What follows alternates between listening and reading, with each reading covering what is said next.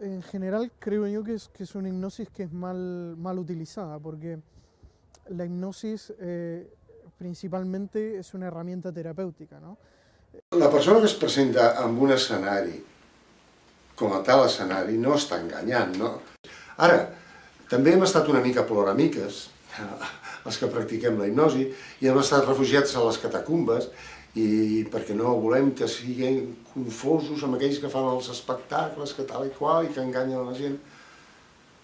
El que hem de fer és sortir al camp, sortir als hospitals, mirar de contrastar el nostre coneixement i posar-ho al servei de la comunitat, i tot el més són no-res. L'hipnotitzador tria les persones, perquè tothom és inutilitzable, però hi ha persones més que altres.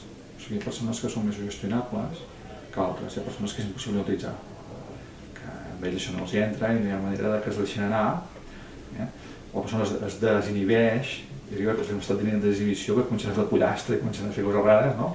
Però has de ser molt sugestionable. La verdad es que creo, digamos, que muchos hipnotistas de espectáculos son muy buenos, la verdad. Conocen un montón de técnicas y nosotros utilizamos técnicas parecidas a ellos. Y sobre todo lo que soy contrario es a vender lo que no es. Es decir, a presentar como hipnosis lo que realmente no es hipnosis, a hacer creer en efectos de la hipnosis que no son reales, por ejemplo, los recuerdos pasados bajo estado hipnótico, que todavía hay algún hipnólogo que lo defiende, no son recuerdos reales. Es decir, tú no recuperas memorias reales. Tú puedes recuperar memorias reales y puedes recuperar memorias falsas.